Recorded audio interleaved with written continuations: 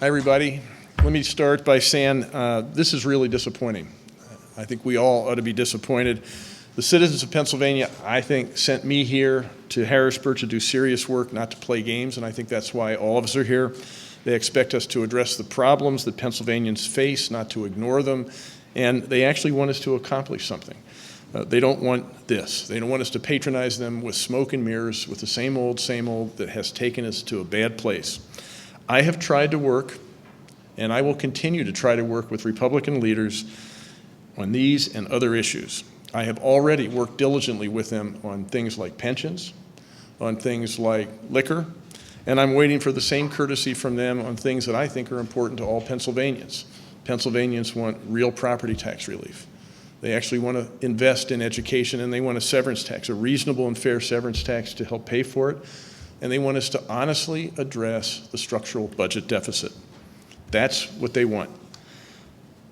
I refuse, as governor, to let a few willful people hold our Commonwealth hostage to a few narrow interests and a status quo that has everyday Pennsylvanians struggling with underfunded schools. We've had numerous credit downgrades in Pennsylvania and an underperforming economy. Now, I understood when I came here, I understood that addressing these problems honestly would not be easy. I mean, these folks couldn't get anything done when they controlled the government. They had the House of Representatives, the Senate, and the governor's office for a long time, for 4 years, and they couldn't get anything done. So it's clear that this is going to be hard, maybe even harder, with divided government.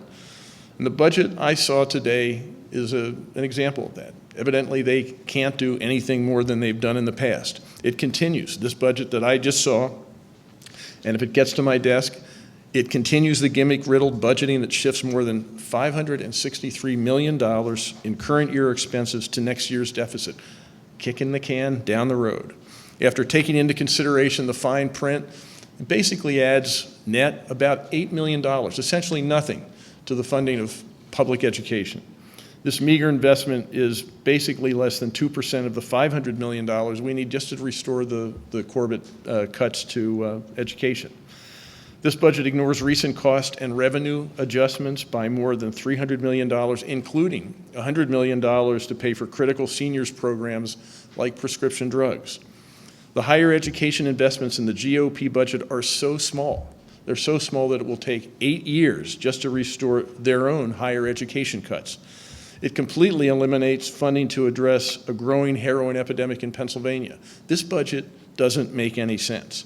So I'm hoping that if this is the budget I get, that the Republicans and the legislature, after this, after I veto it, they will suspend the games and get down to the real business of Pennsylvania, that we're actually going to address, honestly and forthrightly, the structural budget deficit, that we're actually going to fund education, we're going to fund our schools, that we're actually going to have a fair and responsible and reasonable severance tax that does that, and that we're going to give property tax relief to Pennsylvanians. So if this budget gets to me in the form we have right now, in the form that has all these games and continues with the games of the past, there's nothing more than the status quo, I will veto it.